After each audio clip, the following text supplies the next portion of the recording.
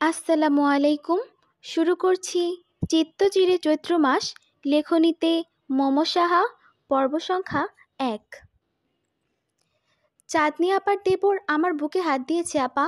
আমি খুব ব্যথা পেয়েছি জানো, কি বিশ্রী ছোঁয়া। ৭ বর্ষীয় ছোট বোনের মুখে এমন বিশ্রী একটা কথা শুনতেই শরীরটা শিরশির করে কেঁপে উঠল চিত্রার। ঘর্মাক্ত মুখখানা রাগে লাল বর্ণ ধারণ করল। বোনের দিকে দৃষ্টি দিতেই দেখল ছোট্ট মেয়েটা ভয়ে কেমন গুটিসুটি মেরে আছে। তাড়াতাড়ি বোনকে নিজের দুহাতের আঁচলে আগলে নিল সে। হতভম্ব কণ্ঠে বলল, দেখি তো আমার চেরি সোনা, জামাটা একটু সরাও, আপা একটু দেখি। সবচেয়ে নিকটতম ভরসার স্থান পেয়ে মেয়েটা নির্দ্বিধায় জামা সরালো। জামা সরাতেই আটকে উঠল চিত্রা। কেমন লাল হয়ে গেছে মেয়েটার সাদা ধবধবে চামড়াটা। কি ভীষণ বিশ্রীভাবেই না ছুঁয়েছে এতটুকু বাচ্চাটাকে। ভাবতেই ঘৃণায় টইটুম্বুর হয়ে গেল চিত্রার শরীরের প্রতিটি শিরা উপশিরা। ক্ষেপে উঠল সে। অথচ বাড়ি ভর্তি এত মানুষ, ঝোঁকের বসে কিছু করে বসলে তার খেসারত না আবার ছোট চেরিকে দিতে হয়। বিরক্ত রাগ দুটো অনুভূতি মিলেমিশে একাকার হয়ে যখন আন্দোলন শুরু হলো চিত্রার মস্তিষ্কে, তখন বাহির থেকে তার ডাক পড়ল। আজ তার বড় বোন চাঁদনির গর্ভকালীন সময়ের ৭ মাস পূর্ণ হওয়ার ছোটোখাটো একটা অনুষ্ঠানের আয়োজন করা হয়েছে। সেই অনুষ্ঠানেই চাঁদনির শ্বশুরবাড়ির লোকজনও এসেছে। অবশ্য তার আপন বড় বোন না চাঁদনি, তার বড় চাচার মেয়ে হলো চাঁদনি আপা। আর ছোট্ট চেরিও হলো তার আপন বোন না, তার ছোট চাচার মেয়ে হলো চেরি। চেরির পূর্ণ নাম হলো তোফা, কিন্তু আদর করে সবাই বাচ্চাটাকে চেরি বলে। আর মেয়েটা চেরি ফলের মতোই সুন্দর, আদুরে গোলগাল। তাই তো এতটুকু বাচ্চাও আজ আজে বাজে ছোঁয়ার শিকার হলো। চিত্রার পরিবারটা বেশ বড় পরিবার বলা যায়। চিত্রার মা, বাবা, বড় চাচা চাচি, ছোট চাচা চাচি, চিত্রার আপন বড় ভাই তুহিন, বড় চাচার ছেলে দুজন দিহান আর তৃষান, ফুপি আর ফুপির একমাত্র ছেলে বাড়ির সবচেয়ে ছোট সদস্য অনয়, চেরি, চেরির আরেকজন বড় বোন যে চিত্রারও বড়, ওহিয়াপা, এবং চিত্রা নিজে। চাঁদনিও বড় চাচার মেয়ে, কিন্তু তার বিয়ে হয়েছে বিধায় তাকে এই পরিবারের দলে আর টানা হয় না, কারণ সে এখন অন্যের ঘরের। একমাত্র চাঁদনির বিয়ে হওয়ার ফলে এত বড় পরিবারে একজন মাত্র সদস্য কমেছে। আপা, আম্মু শুনলে তো আমায় বকবে তাই না? আম্মু তো বলে দুষ্টুমি করতে না, এত অচেনা কারোর সাথে খেলতে না। আমি কিভাবে জানবো ওই ভাইয়াটা আমাকে চকলেটের কথা বলে এমন ব্যথা দিবে? আমি আর দুষ্টুমি করব না আপা। চেরির এমন অসহায়ত্ব দেখে বুক ভার করে কান্না এলো চিত্রার। বয়সন্ধির বয়স তো, তাই আবেগের স্রোতে কান্নাটাই আসে প্রথমে।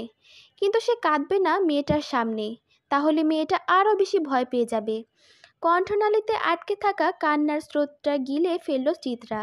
খুব কষ্টে মুখে হাসি হাসি ভাব ফুটিয়ে বলল, কেন কেন খেলবে না তুমি? হ্যাঁ, অবশ্যই খেলবা। আপা আছি না তোমার সাথে, কেউ কিছু করবে না। আর দেখো, তুমি কেবল ওই পচা ভাইয়াটার রুমের সামনে আর যাবে না, কেমন? মনে থাকবে তো? অবুঝ টেরি ডানে বামে মাথা নাড়ালো। কি নিষ্পাপ ছোট মুখখানা, টানা টানা মায়া মায়া দুটি চোখ বাচ্চাটার। অনেক ফর্সা আর স্বাস্থ্য ভালো হওয়ায় ভীষণ আদুরে লাগে মেয়েটাকে। আর এই ছোট্ট মেয়েটার শরীরে হাত দিতে নাকি বাঁধেনি ওই লোকটার। কিছু তো একটা ব্যবস্থা করতেই হবে, এত সহজে তো ছাড়া যাবে না অসভ্যটাকে। বোনের মুখখানা ধুয়ে দিয়ে সুন্দর করে চুলগুলো বেঁধে দেয় চিত্রা। কান্না করতে করতে লাল হয়ে গেছে বাচ্চাটার মুখ। পারে না যেন বুকের সবটুকু স্নেহ ঢেলে দেয় মেয়েটার তরে। চেরিকে তৈরি করিয়ে চিত্রা নিজেও গোসল করে এলো। মাত্রই কলেজ থেকে এসেছে সে। সামনে উচ্চ মাধ্যমিক পরীক্ষা তার, তাই এখন নির্বাচনী পরীক্ষা অনুষ্ঠিত হচ্ছে কলেজে। সে সুবাদেই বাড়িতে অনুষ্ঠান থাকা সত্ত্বেও তাকে কলেজ যেতে হয়েছিল। সে অবশ্য তত উন্নত শ্রেণীর ছাত্রী না, কোনো মতে চলনসই রেজাল্ট হলেই সে সন্তুষ্ট। ভাদ্রের উত্তপ্ত গরমে পরিবেশ ঘর্মাক্ত, আর সেই গরম দিয়ে এসে হুট করে এমন ঘটনার সম্মুখীন হওয়াতে বিরক্তিতে তেতো ভাব চলে এলো তার শরীরে। গোসল করায় আপাতত কিছুটা শান্তি মিলছে। গোসল করে লাল টকটকে একটা 3 পিস পরল চিত্রা। অতঃপর চিত্রার হাত ধরে বাড়ির বাগানের দিকে এগিয়ে গেল মূলত অনুষ্ঠানটা সেখানেই। বিরাট আয়োজন করা হয়েছে চাঁদনির জন্য। কত রকমের খাবারের যে আয়োজন করা হয়েছে তা হিসেব করেও শেষ করা যাবে না যেন। চিত্রা ছুটে এসেই ধপ করে তার আপুর পাশ ঘেঁষে বসে পড়ল।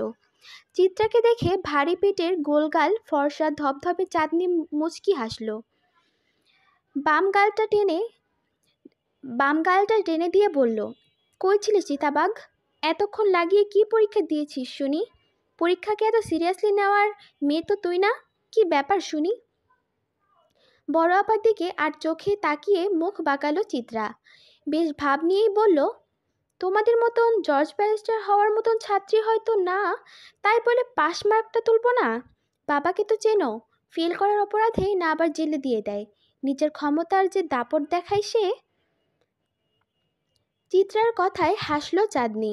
মেয়েটা তার বাবাকে তেমন পছন্দ করে না বলা যায়, বেশ ভয় পায়। একমাত্র নিজের বাবাকে ছাড়া পুরো পৃথিবীকে উত্ত্যক্ত করার ক্ষমতা ওর আছে। বাবার সাথে ওর যে শীতল একটা যুদ্ধ প্রতিনিয়ত হয় তা সবারই জানা আছে। তবুও নিজের বাবাকে তো আর এমন কথা বলা শোভা পায় না। সেই জন্যই চাঁদনি চোখ রাঙালো, ছোট্ট ধমক দিয়ে বলল, এমন বলে না চিতাবাঘ, তুই না ভদ্র মেয়ে? হ্যাঁ, আমি কি তা অস্বীকার করেছি? ভদ্র বলেই তো পিছে পিছে বলছি, অভদ্র হলে তো মুখের সামনে বলতাম। কথাটা বলেই ফিচলে হাসলো চিত্রা। চাঁদনি চেয়েও রাগে রাগে মুখ করে রাখতে পারল না। চিত্রাটা এমনই, যেখানে থাকবে সেখানেই হাসির মেলা বসবে। চাঁদনি আর চিত্রার কথার মাঝে চোখের গোল চশমাটা ঠেলতে ঠেলতে হরেক পদের ভাজার থালা নিয়ে উপস্থিত হলো ওহি। ঘাড় অবধি চুলগুলো গরমে বেশ বিরক্ত করছে তাকে। ওহির মুখমণ্ডলে একটা নিষ্পাপ নিষ্পাপ ভাব থাকে সবসময়, আর মেয়েটা বেশ গম্ভীরও। বড় পিতলের থালাটার মাঝে 7 রকমের ভাজি। ভারী থালাটা চাঁদনির সামনে রেখে ক্ষান্ত হলো সে। সব খাবার আপাতত চলে এসেছে। থালাটা রেখেই ওড়না দিয়ে নিজের মুখটা মুছল ওহি। চেরিকে নিজের দিকে টেনে নিয়ে ছোট্ট কণ্ঠে বলল, তোমার খিদে লেগেছে চেরি? আপা কি তোমাকে খাবার খাইয়ে দিব?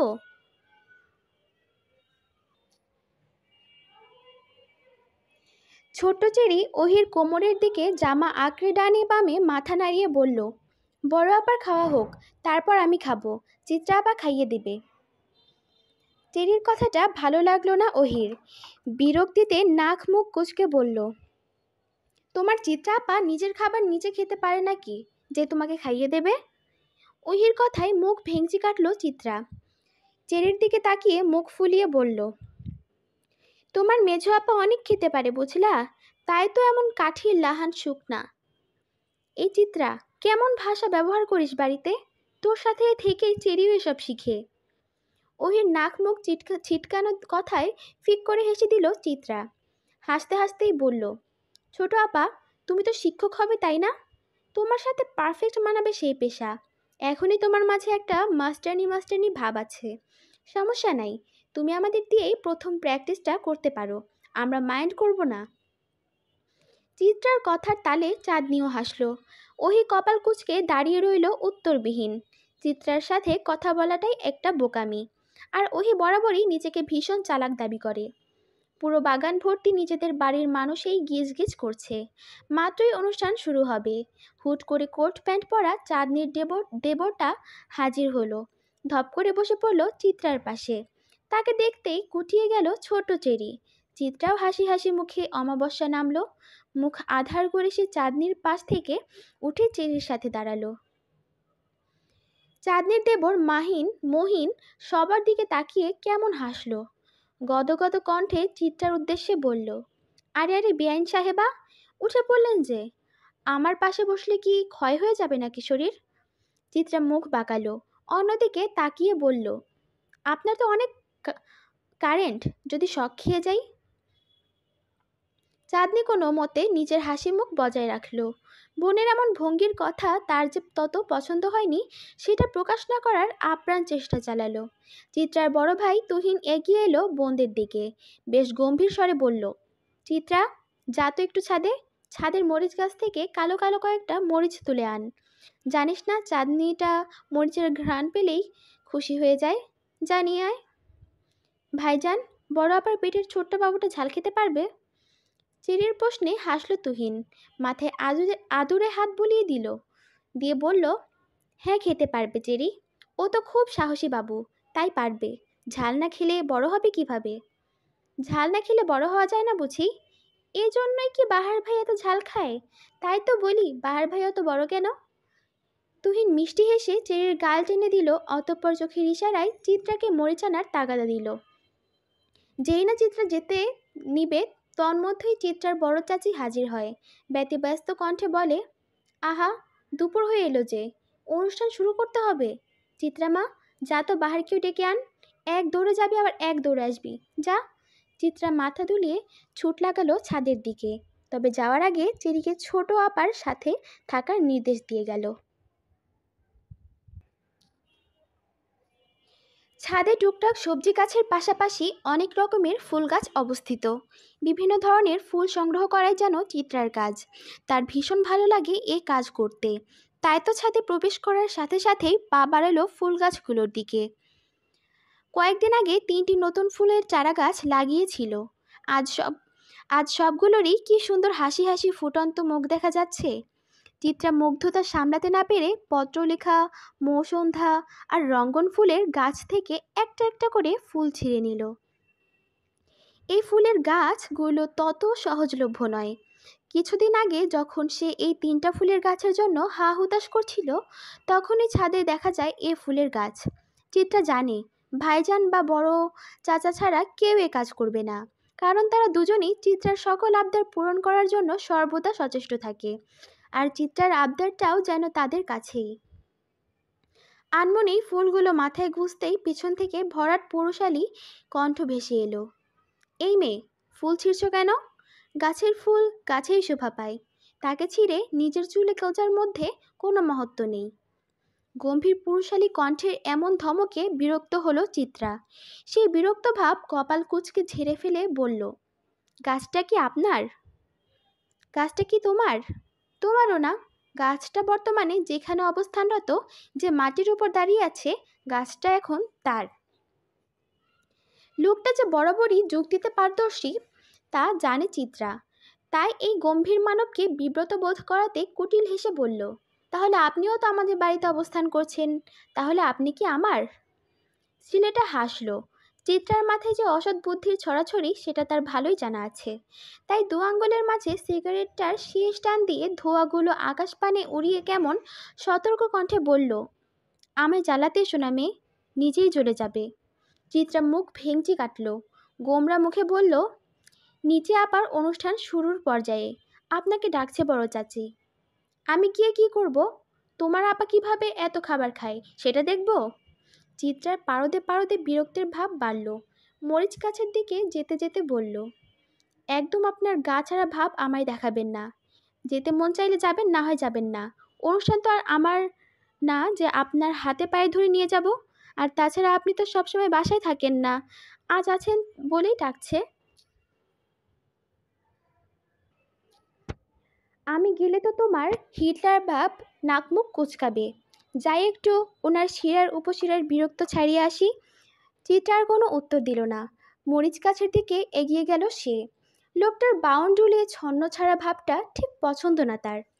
বাবা মায়ের এদিকে ভীষণ মিল, দুজনেই এই ছেলেকে দেখতে পারে না। বাহারের ধপাধপ চলে যাওয়ার শব্দ শোনা গেল। যেতে যেতে বলল, শোনো মেয়ে, আমি ছুঁয়ে দিলে পরে অকারণেই যাবে ঝরে, গলে যেন সে বরফ গলে না। চিত্রা তাকিয়ে রইল লোকটার দিকে।